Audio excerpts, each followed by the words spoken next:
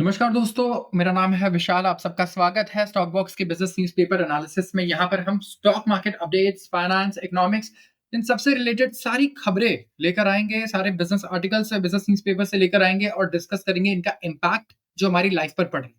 तो हम सीखेंगे कि किस तरीके से इवैल्यूएट करना है कि कोई खबर आती है तो उसका हमारी लेट्स से कोई कंपनी हमने जिस पे इन्वेस्ट किया है उस पर क्या इम्पैक्ट पड़ता है, हमारे इनकम पर, हमारे इन्वेस्टमेंट की वैल्यू पर और जॉब और बिजनेस प्रोस्पेक्ट्स को भी किस तरीके से अफेक्ट करता है वो न्यूज़। ये हम यहाँ पर डिस्कस करने वाले हैं। और ऐसे वीडियोस अगर आप रोज देखना चाहते हो तो आप इस चैनल को भी अभी सब्सक्राइब कर लो एंड वीडियो को भी लाइक कर दो अगर आपको ऐसी वीडियोस और चाहिए अपने फीड में।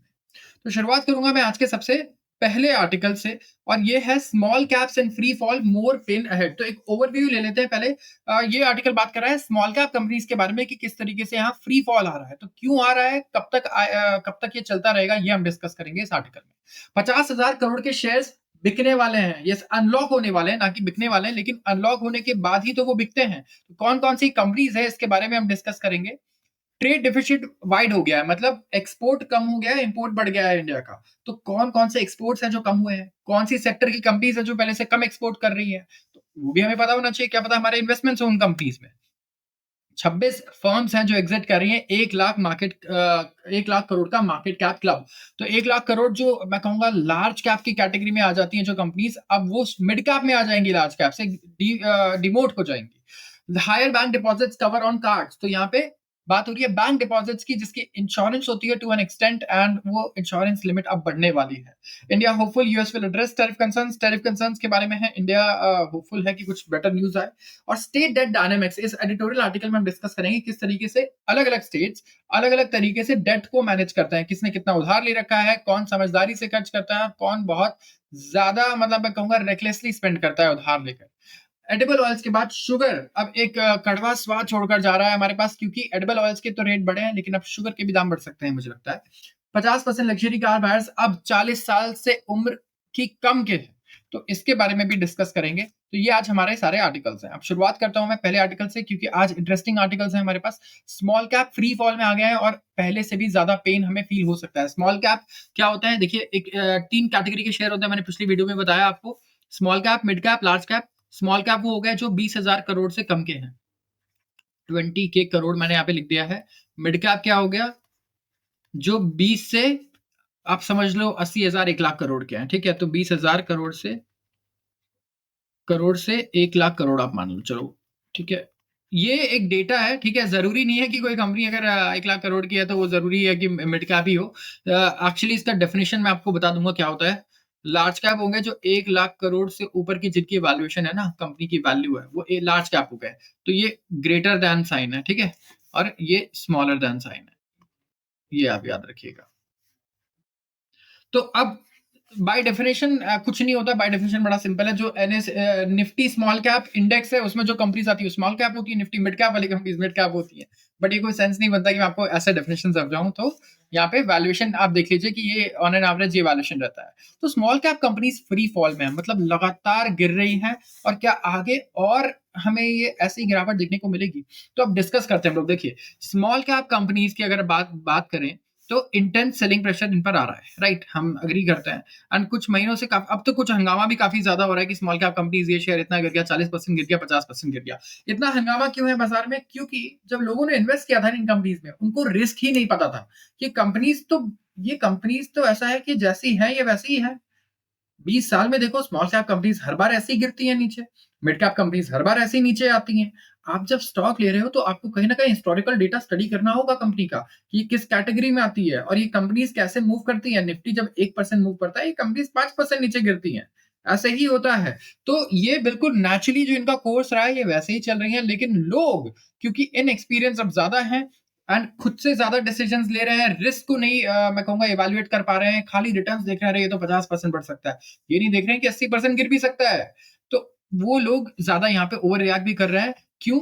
क्योंकि फर्स्ट टाइम है, ठीक है। इंडिया में ऑन एन एवरेज देखोगे तो डीमैट अकाउंट होल्डर्स की एवरेज एज काफी कम हो गई है, कोविड के बाद ज्यादातर लोग आए हैं। तो ये एक्सपीरियंस के साथ समझदार होते जाएंगे लोग और कहीं ना कहीं बेटर भी होते जाएंगे। तो स्मॉल निफ्टी स्मॉल कैप अगर आप देखोगे, स्मॉल कैप 100 इसने अपना लाइफ टाइम हाई रजिस्टर किया है 19,716 का 12 दिसंबर को किया था इन्होंने, और तब से ये 24% ऑलमोस्ट नीचे आ चुका है, 15,000 का लो लग चुका है इन intraday deals on Monday. Nifty small cap 250, अब ये देखो, ये भी एक निफ्टी का स्मॉल कैप इंडेक्स है, 24% गिर चुका है एंड शार्प फॉल देखने को मिला है। एंड यहाँ पे कह रहे हैं कि कैपिटुलेशन फेज आ सकता है। तो भैया ये कैपिटुलेशन फेज क्या है?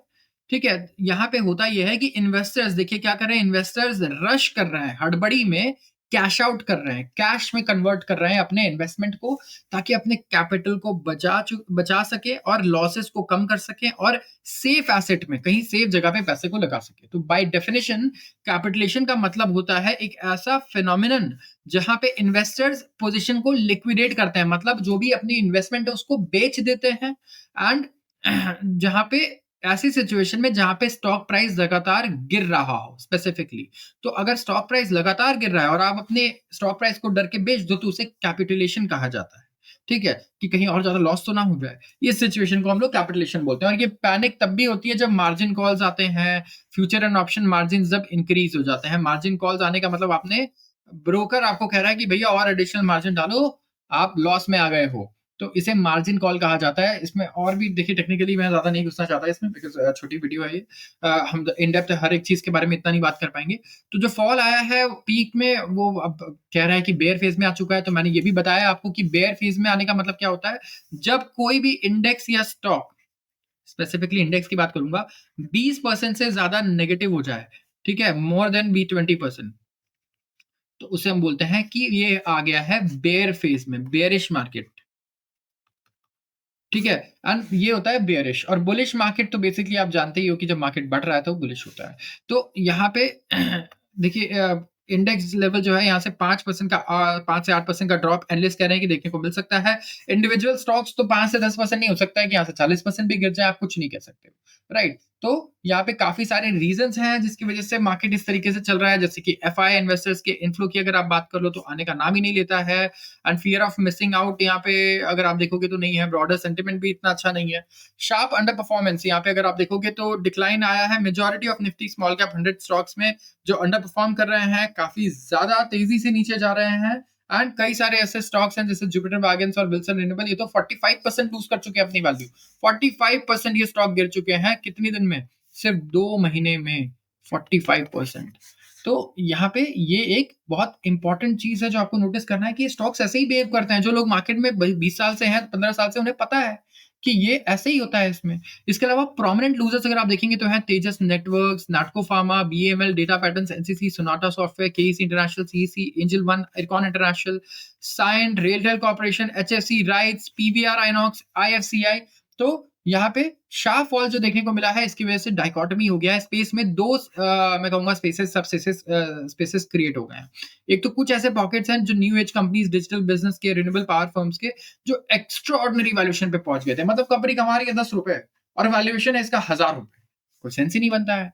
तो यहाँ पे इसीलिए सिवियर करेक्शन भी देखने को मिला, क्योंकि इनका वैल्यू पता नहीं किस बेसिस पे हो रहा था, लॉजिकल बेसिस नहीं था, इमोशनल ही बेसिस था ज्यादातर। और लार्ज नंबर ऑफ जो कंपनी थी स्मॉल कैप स्टॉक्स की, जो हाई पी के साथ ट्रेड करती थी, अब उन्हें और ज्यादा पेन भी देखने को मिल सकता है, तो आगे एक्सटेंड भी हो सकता है। आते हैं अगले आर्टिकल पे। 50,000 करोड़ के शेयर अनलॉक होने वाले हैं और सेलर्स को पसीना निकल सकता है, सेलर्स का ऐसा कहना है इस आर्टिकल का। तो क्या है ये, यहाँ पे शेयर्स हम बात कर रहे हैं 50,000 करोड़ की, जो फ्रीली ट्रेडेबल होंगे। अब मैं बता दूं कि जब भी आप इन्वेस्टमेंट करते हो ना किसी कंपनी में, आईपीओ आने पर नहीं, किसी प्राइवेट कंपनी में, और बाद में जाके उसका आईपीओ आता है, तो इसके अंदर एक टाइम लिमिट होती है। ठीक है, एक टाइम लिमिट होती है कि आप, ऐसा नहीं कि जिस दिन आईपीओ आया उस दिन सारा शेयर बेच दिया, नहीं। उसमें 6 महीने का एक लॉकिंग पीरियड होता है कि आप 6 महीने के बाद ही शेयर बेच पाओगे। इवन ईसॉप्स के केसेस में ऐसा होता है कि अगर आपके पास ईसॉप्स है तो कई बार आप आईपीओ पे नहीं बेच पाओगे, आईपीओ के आप 6 महीने बाद ही बेच पाओगे। ठीक है, तो ये एक बहुत बड़ा रीजन है कि शेयर्स लॉक्ड हैं। और अब क्या हो रहा है, अब वो लॉक इन पीरियड खत्म हो रहा है, तो वो शेयर्स अब मार्केट में आ गए हैं बिकने के लिए। तो बिकने के लिए आ गए हैं, तो ऑलरेडी सेलिंग प्रेशर इतना है कि अब और बढ़ सकता है, क्योंकि 50,000 करोड़ के शेयर्स हैं जो लॉक इन पीरियड से बाहर निकलेंगे। हिस्टोरिकली ऐसे जो वॉल्यूम रहता था, हमेशा वहां पे ब्लॉक डील आ जाती थी और ब्लॉक डील में मार्केट खरीद लेता था। लेकिन यहाँ पे private equity firms, institutional investors और जो आईपीओ कर रहे हैं एंकर बुक शेयर्स हैं, वहां पे काफी चैलेंज फेस कर रहे हैं ये लोग, क्योंकि अब इनके लिए भी आसान नहीं है। शेयर्स ये बेचेंगे तो वहाँ से वो और 10% गिर जा रहा है, और बेचना फिर पड़ रहा है उन्हें, तो सबको घबराहट होती है यहाँ पे देखिए। तो लॉक इन शेयर्स किसके-किसके हैं? प्रीमियर एनर्जी काफ़ी फेमस था, कॉनकॉर्ड बायो, जुनिपर होटल्स, ठीक है? जुनिपर होटल्स, नॉर्दर्न आर्क, ये कुछ ही दिन पहले इन सबके आईपीओज़ आए हैं, एनवायरो इंफ्रा, ये सारे ऐसी कंपनीज़ हैं जिनके अभी आईपीओज़ आए थे, अब लॉक इन पीरियड खत्म हो रहा है, तो इनमें करीब-करीब टोटल मिलाकर के 50,000 करोड़ के शेयर्स होंगे जो मार्केट में इनसे अब बिकने के लिए रेडी है। Trade deficit widens to nearly 23 billion in January as exports shrink. हो क्या रहा है? इंडिया में जो मर्चेंडाइज़ ट्रेड डेफिसिट है, ट्रेड डेफिसिट का मतलब क्या होता है? जब आपका एक्सपोर्ट कम हो और इम्पोर्ट ज़्यादा हो। आप बाहर से ज़्यादा सामान खरीद रहे हैं, आप बेच कम रहे हैं, आप कमा कम रहे हैं, आप खर्च ज़्यादा कर रहे हैं। तो ये एक रीज़न होता है बहुत बड़ा किसका? ट्रेड डेफिसिट का। और यहाँ पे हमें क्या देखने को मिल रहा है कि ट्रेड डेफिसिट भारत का इंक्रीज़ हुआ है। तो इंक्रीज़ क्यों हुआ है? अब देखिए, वैल्यू ऑफ एक्सपोर्ट्स ड्रॉप हुए हैं क्योंकि डिमांड कम है पेट्रोलियम प्रोडक्ट्स का। सबसे पहले इंडिया पेट्रोलियम प्रोडक्ट्स भी एक्सपोर्ट करता है। कैसे? हम लोग पेट्रोलियम प्रोडक्ट्स सबसे पहले क्रूड ऑयल इंपोर्ट करते हैं, उसको प्रोसेस करते हैं हमारी रिफाइनरी में और फिर बेचते हैं दूसरे देशों को। तो और ग्लोबल इकोनॉमिक अनसर्टेनिटीज भी है जिसकी वजह से डिमांड कहीं ना कहीं घटी है। तो एक्सपोर्ट्स घटा है 2.4% से ईयर ऑन ईयर, ये हो गया है $36.43 बिलियन। ठीक है। इन कॉन्ट्रास्ट इंपोर्ट्स बढ़ गए हैं, 10% से हमारा इंपोर्ट बढ़ा है टू $59.4 बिलियन, जिसकी वजह से कंसर्न्स और रेज हो गए हैं कि भैया रुपए की वैल्यू भी गिर रही है, इंपोर्ट तो और ज्यादा बढ़ जाएगा, राइट? क्योंकि इंपोर्ट जो चीज हम लोग $60 बिलियन में खरीद रहे थे, रुपया अगर 10% गिर गया तो वो $66 बिलियन का पड़ेगा हमें एक तरीके से। तो ये एक रीजन है जिसकी वजह से थोड़ा सा फियर है मार्केट में। अगर आप देखेंगे तो जो हायर वैल्यू इंपोर्ट भी है, इंपोर्ट यहाँ पे क्या क्या रहा है सबसे अच्छा ज्यादा? गोल्ड का इंपोर्ट रहा है, इलेक्ट्रॉनिक गुड्स का, केमिकल्स का, non ferrous metals, yes metals का रहा है, वेजिटेबल ऑयल, पाम ऑयल वगैरह अगर आप देखेंगे तो हम लोग अभी भी इंपोर्ट करके खाते हैं, और दूसरे वेजिटेबल ऑयल्स भी। इसके अलावा क्रूड ऑयल इंपोर्ट्स जो 22% हमारे टोटल इंपोर्ट बास्केट का है, वो गिरा है कितना? 13.5% से। तो एक्चुअली क्रूड ऑयल इंपोर्ट अच्छा हुआ गिरा है, नहीं तो पता नहीं भैया इस बार तो इंपोर्ट हमारा ये एक्सपोर्ट डिफिशिट, ट्रेड डिफिशिट पता नहीं कहाँ पहुंच जाता। तो स्पेसिफिकली अगर आप देखोगे तो कौन कौन से सेक्टर का नाम लिया है मैंने यहाँ पे? हाई वैल्यू इंपोर्ट, इंपोर्ट कहाँ पे ज्यादा हुआ है? अगर आप देखोगे हुआ है गोल्ड, इलेक्ट्रॉनिक सेक्टर्स में इंपोर्ट ज्यादा हुआ है, केमिकल सेक्टर में इंपोर्ट ज्यादा हुआ है, क्रूड ऑयल इंपोर्ट घटा है पहले से, ठीक है। एंड जो डिक्लाइन था एक्सपोर्ट्स में, वो किसकी वजह से था? पेट्रोलियम प्रोडक्ट्स की वजह से। तो कहीं ना कहीं हमारी पेट्रोलियम वाला जो सेक्टर है, वहां पे कुछ बढ़िया इन्हें एक्सपोर्ट करने को नहीं मिल रहा है, हम ये कह सकते हैं, राइट? तो एक सेक्टर तो हमें समझ में आया जहां पे काफी बड़ा ड्रॉप आया एक्सपोर्ट्स में, वो है पेट्रोलियम, जिसे नुकसान मुझे लगता है। अब देखो अगले साल क्या पता हमें अगले क्वार्टरली रिजल्ट्स में भी देखने को मिले इसका कुछ ना कुछ इम्पैक्ट। 26 ऐसी फर्म्स है जो 1 लाख करोड़ के मार्केट कैप से नीचे आ गई है। मैंने आपको 3 मार्केट कैप बताया, small cap, mid cap, large cap, ठीक है। तो लार्ज कैप मैंने बताया था 80,000 या 1 लाख करोड़ से जो ऊपर वैल्यू की कंपनीज है उनको अब लार्ज कैप में लाते हैं। अब ये गिर के नीचे आ गई है और 1 लाख करोड़ से भी कम हो गई है। तो बेंचमार्क इंडेक्स मतलब निफ्टी, स्मॉल कैप, ये बेंचमार्क इंडेक्स होता है। सेंसेक्स, ये बेंचमार्क्स बोलते हैं इसे हम। वैसे ये इंडिया के बेंचमार्क्स है, यूएस में बेंचमार्क होता है नैस्डैक, डाउ जोन्स। तो क्या हुआ? ये करेक्ट होकर इंडिया वाले जो है 12% नीचे आ गए अपने पीक से, जो सितंबर में हमने पीक हासिल किया था। और कुछ ब्रॉडर इंडेक्सेस हैं, जो स्मॉल कैप हो गए, मिड कैप हो गया, और स्पेसिफिकली कुछ सेक्टोरल इंडेक्स जो है वो 21% तक भी नीचे आ गए हैं, जिसकी वजह से कई सारी ऐसी कंपनियां हैं जो 1 लाख करोड़ की वैल्यू से भी नीचे में अब आ चुकी है। और यहाँ पे अगर आप देखोगे तो 106 कंपनीज थी पहले जो 1 लाख करोड़ से ऊपर की वैल्यू की थी, अब 82 ही रह गई हैं सिर्फ। तो अमंग जो टॉप 10 फर्म्स है, रिलायंस इंडस्ट्रीज अभी भी सबसे मोस्ट वैल्यूड कंपनीज है इंडिया की। मार्केट कैप इसका 18.5% से गिरा है, 20 लाख करोड़ से ऑलमोस्ट 20.3 लाख करोड़ से 16.57 लाख करोड़ पर आ चुका है। टीसीएस जो दूसरे नंबर पर था, ये इसका मार्केट कैप भी 9% से गिरा है to 14.1 lakh crore. And HDFC bank जो तीसरे नंबर पर था, वो रिकॉर्ड किया है इसने 3.4% decline in market cap to 13.1 lakh crore. तो ये तो लार्ज कैप कंपनीज थी, लेकिन वो कौन सी कंपनीज है जिनका वैल्यू 1 लाख करोड़ से नीचे आ गया? टॉप 10 लूजर्स कौन कौन से हैं? तो जेएसडब्ल्यू एनर्जी, इसके अलावा Samvardhana Motherson, Suzlon Energy, Hero MotoCorp, Rail Vikas Nigam, Colgate Palmolive, Adani Energy, Bajaj Housing, Cummins India, IndusInd Bank. तो ये कोई आम कंपनीज नहीं है, ये इंडिया की सबसे मतलब मशहूर कंपनीज में से ही एक है। अगर आप देखोगे इंडसइंड बैंक किसको नहीं पता, क्यूमिंस इंडिया इतना चला हुआ शेयर है, लोगों ने काफी इन्वेस्ट किया, Adani energy, Colgate, Bajaj housing, इतना बम्पर आईपीओ आया था इनका, hero motor, Suzlon, Motherson, JSW, ये सारी बड़ी बड़ी कंपनीज हैं जो अब 1 लाख करोड़ के मार्केट कैप से भी नीचे आ चुकी है। अब बात करते हैं higher bank deposit cover on the cards. Higher bank deposit का मतलब क्या होता है, मैं बता देता हूँ। अगर आप बैंक में आज फिक्स डिपॉजिट कराने जाओ, ठीक, तो क्या गारंटी है कि बैंक अगर डूब गया तो पैसे आपको मिलेंगे? देखिए, इसमें हमारा एक इंश्योरेंस होता है, और इंश्योरेंस होता है 5 लाख रुपए तक का।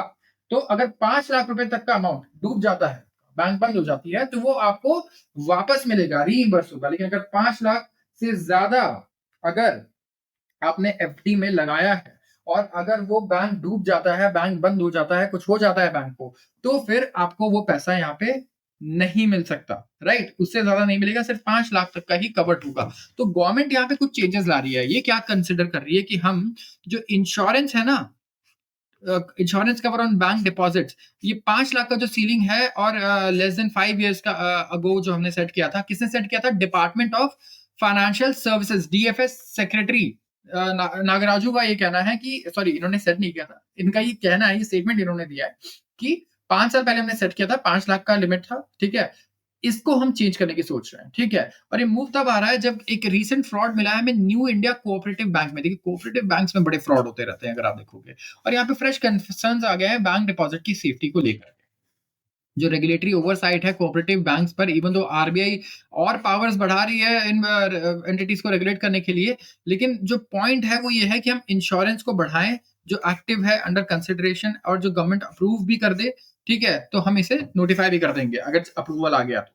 और जो ऑफिशियल है उन्होंने ये नहीं इंडिकेट किया कि क्या थ्रेशोल्ड होगा या टाइम पीरियड होगा, लेकिन एक सेम इवेंट में इकोनॉमिक अफेयर्स जो सेक्रेटरी हैं हमारे अजय सेठ जी, उन्होंने कहा कि रेगुलेटर का जॉब है कि वो एक्शन ले ऐसे बैंक्स के अगेंस्ट जहां पे कमजोरी नजर आ रही है। और ये इसकी वजह से क्या हो रहा है, सारे कोऑपरेटिव बैंक्स जितने भी हैं इनका नाम खराब हो रहा है। और फिर लोग क्या करेंगे आपको पता है, जितने भी कोऑपरेटिव बैंक्स हैं वहां से अपने एफडी निकालेंगे और दूसरे बैंक्स में डालेंगे। तो कहीं ना कहीं जो इंश्योरेंस कवर है स्पेसिफिकली कोऑपरेटिव बैंक्स में, तो और ज्यादा बढ़िया होना चाहिए, तभी इनके पास पैसा आएगा। नहीं तो लोग तो देखिए कोऑपरेटिव बैंक्स को पैसा देंगे नहीं अगर इस तरीके से प्रॉब्लम्स होती रहेंगी तो।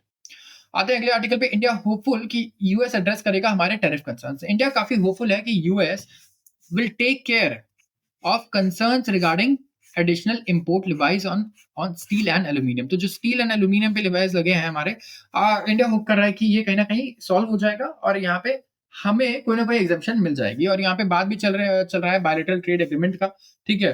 तो न्यू दिल्ली ट्राई कर रहा है कि डिसाइफर करे कि क्या ऐसा क्या कंडीशंस रखने वाला है यूनाइटेड स्टेट्स इस प्रपोज डील में, और क्या क्या चीजें हमें पहले से एक्सपेक्ट कर लेनी चाहिए ताकि हम उसके लिए प्रिपेयर भी हो जाएं। तो यूएस और इंडिया ने एग्री किया है कि वो ऐसे डायरेक्शन में मूव करेगा जो म्यूचुअली बेनिफिशियल हो, दोनों का फायदा पहुंचाए, दोनों को ही फायदा हो, दोनों नेशंस का। एंड कॉमर्स डिपार्टमेंट का कहना है कि वो गेज करने की कोशिश कर रहे हैं कि क्या कोई अपॉर्चुनिटी है इंडिया के लिए, क्योंकि टैरिफ रिलेटेड अनसर्टेनिटीज हैं, राइट। ग्लोबल वॉर की भी यहाँ पे काफी ज्यादा आशंकाएं हैं, क्योंकि ट्रेड वॉर अगर आप देखेंगे तो चाइना, रशिया, यूएस जितनी बड़ी कंट्रीज हैं, ये कहीं ना कहीं थोड़ा सा एक दूसरे से के अगेंस्ट अभी पॉलिसीज बना रही हैं, स्पेसिफिकली ट्रेड पॉलिसीज। और कहीं ना कहीं ट्रेड वॉर एक्सपेक्ट कर रहे हैं लोग काफी, और नए मुकाम तक पहुंचने वाला है बिटवीन यूएस एंड चाइना, क्योंकि यहाँ पे पोटेंशियल टैरिफ कॉन्फ्लिक्ट भी आ रहा है। जैसे मैक्सिको, कनाडा, इनके साथ भी यूएस के काफी सारे प्रॉब्लम शुरू हो गए जब इन्होंने इन पर 25% का टैरिफ लगा दिया। यूरोपियन कमीशन पर इन्होंने बोल दिया ये टैरिफ लगाने वाले हैं यूरोपियन यूनियन पर। तो यूरोपियन कमीशन ने भी कंसर्न्स रेज किए हैं और कहा है कि भैया हम नहीं सहने वाले, हम तो रिटालिएट करेंगे, जो भी यूएस करेगा उसमें हम लोग डबल और टैरिफ लगाएंगे। किस पर? यूएस पर। तो ये भी हमें देखना होगा कि किस तरीके से ये हो पाता है काम, कि इंडिया यहाँ पे फायदा उठा पाए इस मौके का। क्योंकि जब दुनिया में केओस होता है ना, तभी कोई ना कोई, आप देखिए कि एक नया खिलाड़ी उभर कर आता है, एक नया प्लेयर आता है हमेशा केओस के बाद ही, क्योंकि यही एक बहुत बड़ी अपॉर्चुनिटी भी होती है। तो ग्लोबल ट्रेड में इंडिया क्या अपनी जगह बना पाएगा इस, मैं कहूंगा, ट्रेड वॉर सिचुएशन में? This is what we have to see for the next 10 to 15 years। तो काफी सारे कोलैबोरेशन की बात हुई। हमने ये कहा कि यूएस के एक्सपोर्ट्स जो है वो बढ़ाने में हम खुद मदद करेंगे, हम इंडस्ट्रियल गुड्स जो है वो इंपोर्ट करेंगे। डिफेंस की भी बात चल रही है, तो वी हैव टू सी कि कितनी चीजें यहाँ पे एक्चुअली हम लोग प्रैक्टिकली एग्जीक्यूट कर पाते हैं, ना कि सिर्फ प्रॉमिस की बात चल रही है यहाँ पे, कि प्रॉमिस तो बहुत बड़े बड़े हो जाते हैं। अगर आप देखोगे लाखों करोड़ के एमओयू साइन हो जाते हैं, लेकिन वो कभी भी फ्रुक्टिफाई नहीं होते। अब आता है स्टेट डेट डायनामिक्स पे। कितने सारे स्टेट्स हैं जिन पे बहुत ज्यादा उधार है, कुछ तो काफी, मैं कहूंगा, डेवलप्ड स्टेट्स हैं, उन पे भी उधार बहुत ज्यादा हो गया। तो क्या रीजन है? जो यूनियन बजट है वो सिग्निफिकेंट अटेंशन लेकर आता है।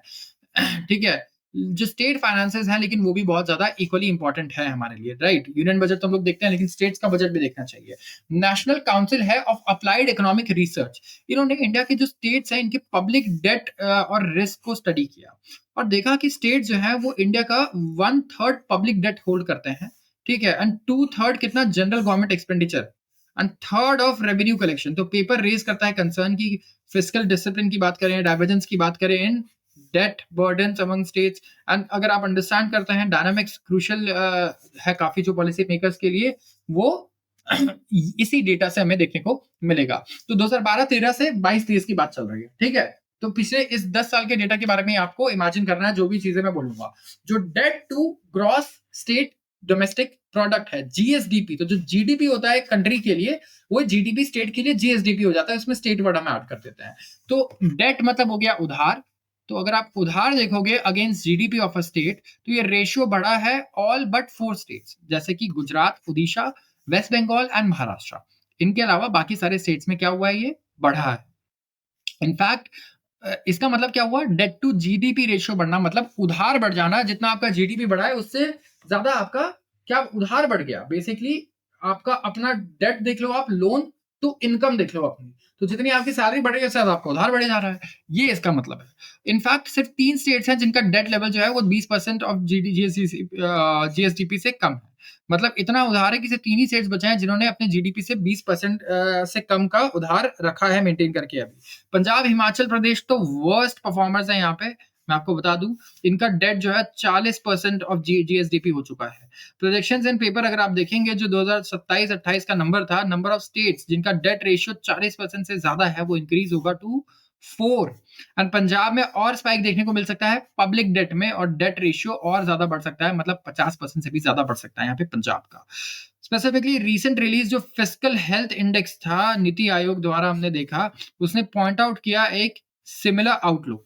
अकॉर्डिंग टू एफएचआई, ओडिशा जो इमर्ज हुआ है as best performing state, followed by Chhattisgarh, Goa, और पंजाब जो रहा है वो वर्स्ट रहा है अमंग ऑल अदर्स। जो डाइवर्जेंट फिस्कल हेल्थ है अमंग स्टेट्स, ये इंप्लाई करता है divergent growth outcomes over medium to long term. तो बहुत मैं कहूंगा भारी उधार इन्होंने जो ले रखा है, इसे ट्रांसलेट होता है इनटू सिग्निफिकेंट डेट सर्विस। तो इनके इंटरेस्ट पेमेंट इतने चले जाते हैं कि इनको डेवलपमेंट करने के लिए इनके पास पैसा ही नहीं बचेगा। ये उधार लेते हैं नए, ताकि पुराने उधार ईएमआई चुकाने के लिए अलग से लोन लेना पड़ जाता है स्टेट्स को। तो लो डेट स्टेट्स जो होते हैं वो काफी बढ़िया तरीके से अपने फाइनेंस को मैनेज कर पाते हैं इफेक्टिवली, और ये अलाउ करता है इन्हें कि ये एलोकेट करें रिसोर्सेज टू एसेंशियल सर्विसेज और डेवलपमेंट प्रोजेक्ट्स। तो अगर जैसे कि पेपर नोट करता है, फाइनेंशियल फिस्कल डिस्पैरिटीज ट्रेस हो सकता है back to non compliance with fiscal constraints and market intervention impacts by RBI. तो फिस्कल रूल्स जो स्टेट्स एनैक्ट करते हैं वो टारगेट करता है revenue deficit, fiscal deficit, outstanding liabilities.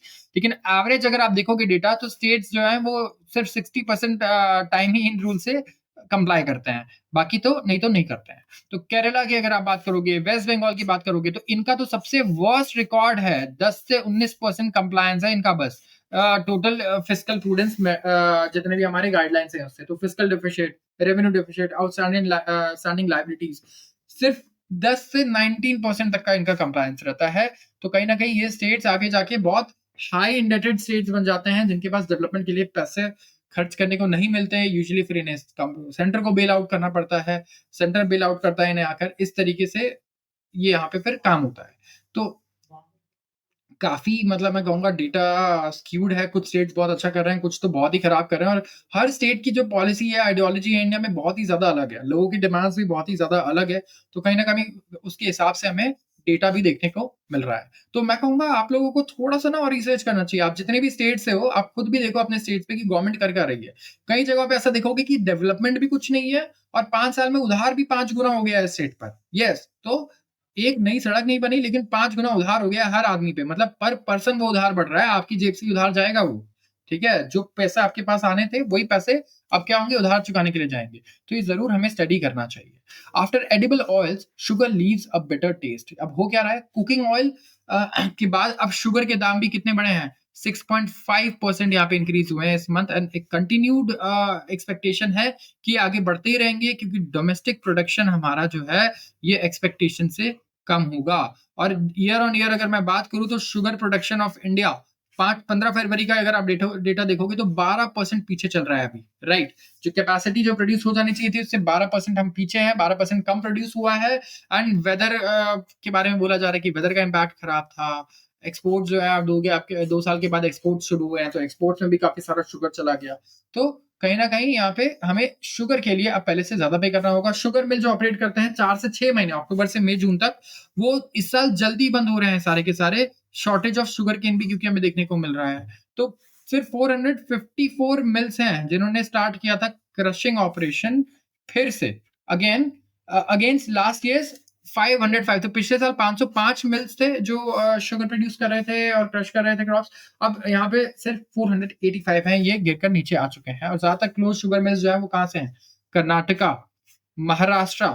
और डेटा दिखाता है कि जो नेशनल फेडरेशन है ऑफ कोऑपरेटिव शुगर फैक्ट्रीज, तो बोथ एनएफसीएसएफ ये रिप्रेजेंट करते हैं कोऑपरेटिव शुगर मिल्स को और इंडियन शुगर बायोएनर्जी मैन्युफैक्चरर्स को। तो यहाँ पे इस बार शुगर के दाम बढ़ने वाले हैं। शुगर कंपनी से मुझे लगता है मेरे काफी सारे व्यूअर्स होंगे जिन्होंने इन्वेस्टमेंट किया हो। बहुत सारी ऐसी कंपनीज हैं जिनमें काफी डिमांड भी, अगर हमें देख रहे हो कि लास्ट टाइम देखने को मिल रही थी। पूरा नैरेटिव चल रहा था कि पेट्रोल डीजल में एथेनॉल ब्लेंडिंग होगी, तो एथेनॉल कहाँ से आएगा? शुगर कंपनीज के पास से आएगा, तो उससे भी उनको बहुत फायदा होगा। ऐसा करके हम 2-3 साल 4 साल से सुन रहे हैं, राइट? और इसके बाद हमें शुगर स्टॉक्स में काफी रैली भी देखने को मिली, सेक्टर्स में भी काफी ज्यादा बढ़ोतरी देखने को मिली है। तो अब आपकी क्या राय है? आपको लगता है कि क्या इस तरीके से ये कंटिन्यू रहने वाला है? क्योंकि मार्केट जब नीचे आएगी तो मुझे लगता है इनको इनकी अच्छे से पिटाई हुई होगी। आते हैं अगले आर्टिकल पे। नियरली 50% लग्जरी कार्स हैं वो अब 40 के अंदर, 40 से कम उम्र वाले लोग ले रहे हैं। तो हर एक कार, दो में से एक कार जो बिक रही है वो परचेज की जा रही है, लग्जरी कार जो बिक रही है वो परचेज की जा रही है 40 साल से कम उम्र के इंसान द्वारा। जो सिग्निफिकेंट ड्रॉप है फ्रॉम 50 ईयर ओल्ड, जो लीडिंग बायर्स थे कुछ साल पहले, 50 साल वाले लोग सबसे ज्यादा लग्जरी कार्स ले रहे थे। तो loaded with funds generated by expensive real estate deals, initial public offerings and sale of employ stock option ownership plans, ESOPs, IPOs, real estate deals. तो ये सारे रीजंस हैं जिसकी वजह से डिमांड ऑफ लग्जरी कार्स काफी बढ़ी है। अगर आप नंबर ऑफ आईपीओस देखेंगे तो कितने सारे एमएसएमई और स्टार्टअप्स हैं जो इस टाइम पे बॉर्न हुए और सारे जंप कर गए स्ट्रेट टू लग्जरी स्पेस। जो कल्चर है यंग जनरेशन का वो मूव हो चुका है from saving to experience, yes. And घर खरीदना एक प्रायोरिटी है, बट लग्जरी कार आपको एक स्टेटस देती है, एक स्टेटस सिंबल है। जैसे कि एवरेज एज एक मर्सिडीज के एस क्लास बायर का इंडिया में 38 है और सी क्लास के बाहर का 35 है। एंड डाउन ये आ चुका है फ्रॉम 40s जो 8 साल पहले था। मर्सिडीज बेंज इंडिया की लार्जेस्ट लग्जरी कार ब्रांड है जो एम कर रही है 125 सेल आउटलेट्स की by 2025 and market share of 38%।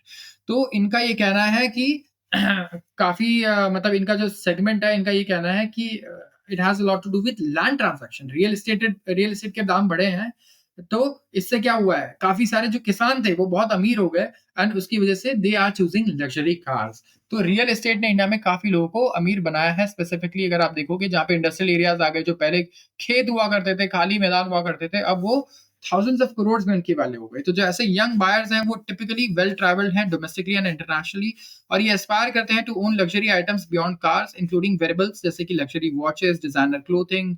ऐसा कहना है लग्जरी कार डीलर का। तो according to a senior executive Thomas Cook, जो एज ग्रुप फिट करता है अपनी ऑडियंस को for holidays abroad has shifted from 45 to जो पहले 45 साल की एज ग्रुप थी अब वो 25 से 35 साल की एज ग्रुप हो गई है इस चीज में।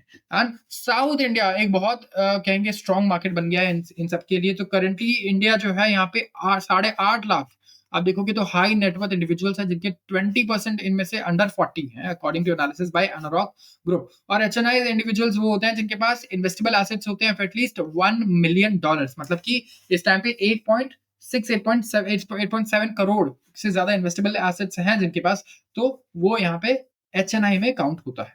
तो आज के लिए बस इतना ही। अगर आपको वीडियो पसंद आई हो तो जरूर इसे लाइक कर दीजिएगा और चैनल को सब्सक्राइब करना बिल्कुल भी ना भूलिएगा। आप सबका बहुत बहुत धन्यवाद।